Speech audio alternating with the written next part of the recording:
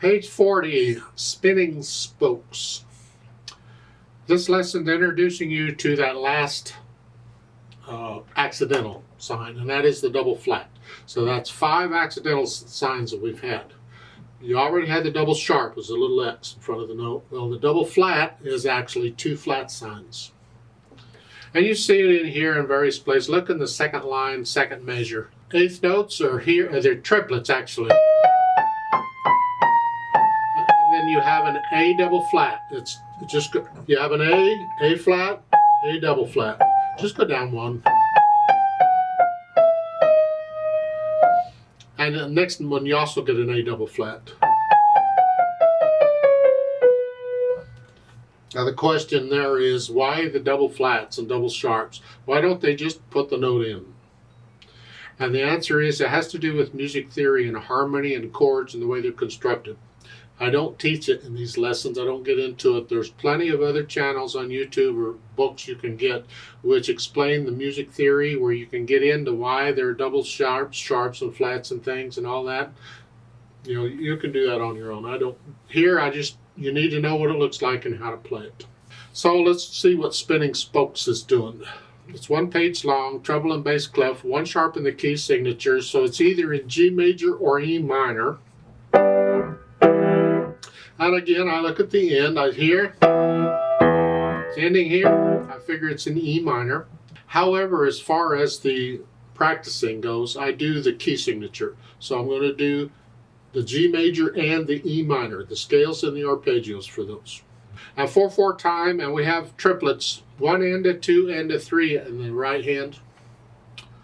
Now you'll notice on the triplets, they're only indicating the triplet with the 3 and the curved line. That curved line is not a slur. It's part of the triplet indication. Sometimes you get it, sometimes you don't. It depends on the publisher. But here you'll notice you only get it on the first line. You don't get it anywhere else. They're still triplets. They're beamed 3 notes together, and you can see that they go with the quarter notes in the left hand. They have to be triplets. So let's take a right hand first, see what we have. They have you doing this here. It's okay if you want to. I just don't like using the thumb that much.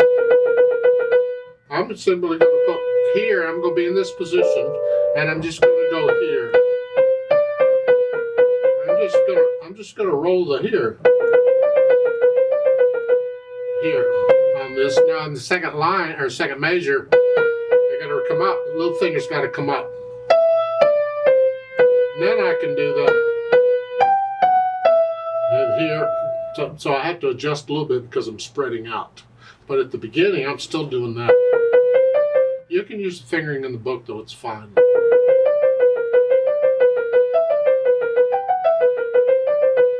The last measure, the first line, the first one's with the thumb, and once I do that, I'm back in this position.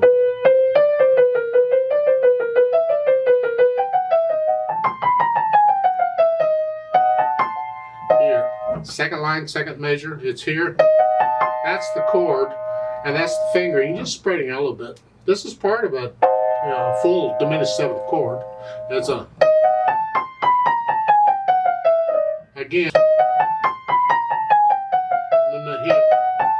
it just goes to A then, in the last measure. The F sharp's in the key signature, by the way.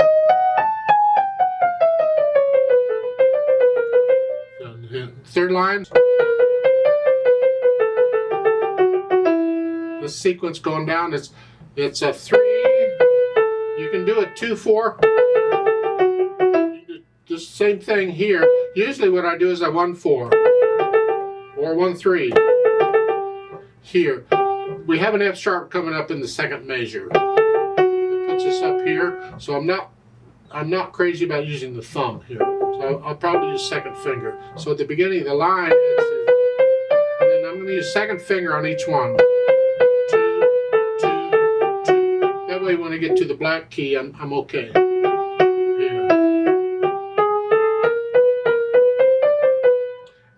Third line down, second measure here. 2 here, It's a 1, 2, 3. It's a chromatic scale. It's just that, again, remember that when we get a chromatic passage in music, we may or may not finger it like the scale. And here, I'm just going to 1, 2, 3, 4, because it's easier. So again, the second line is last line, last two measures. You're here, I'm back in that position, but then I got to use the thumb on the last B to have enough fingers to go up. Here, here. So the last two measures again is 1, 2, 3. 1. Now a thumb. This way I'm in position. Here. Left hand just broken chords. It's here. Basically in this position. Second line, second measure, it's here. You can use 5 on that or 4 on that, whichever. Third line down, you see the A and the B, thumb plays both. So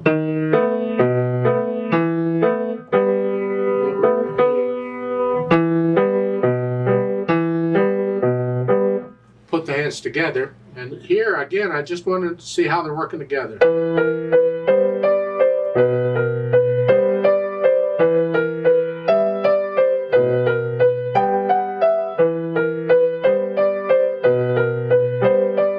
Second line is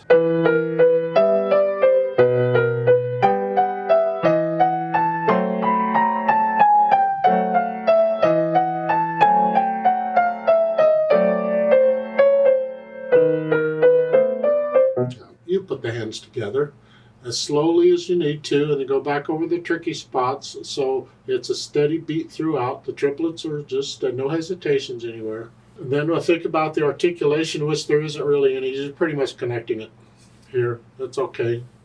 And the left hand, if you'd like to bounce these, that's fine. Just disconnect them. That's okay.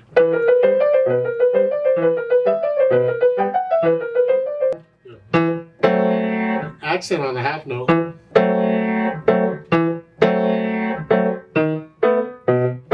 If you want to connect them, that's fine too.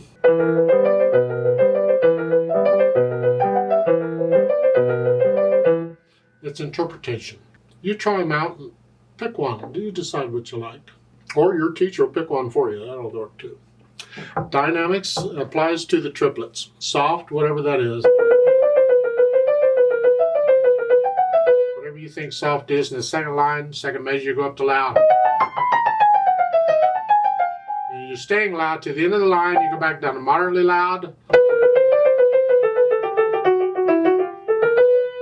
Next line, fourth line, eventually gets soft. You can read the dynamics. You end it loud here. You're loud here. In the last two measures, you're loud there. Up to loud, plus the sforzando. The sforzando is a major accent. They have a marcato marking here, that little arrow. No, you don't need them both. The sforzando takes care of it. Just, it's a major accent. Collapse the wrist a little bit. Don't stiffen up. It's loud. It's super loud. I mean, really loud. And staccato. I'm not sure if you crashed or what happened. Some spokes stopped spinning all of a sudden. Spokes stopped spinning. I can't say that. But hopefully you understand. Now the speed, this allegretto, you want to feel the 1, 2, 3, 4. 1, 2, but it has to be accurate. So what can you do with these triplets?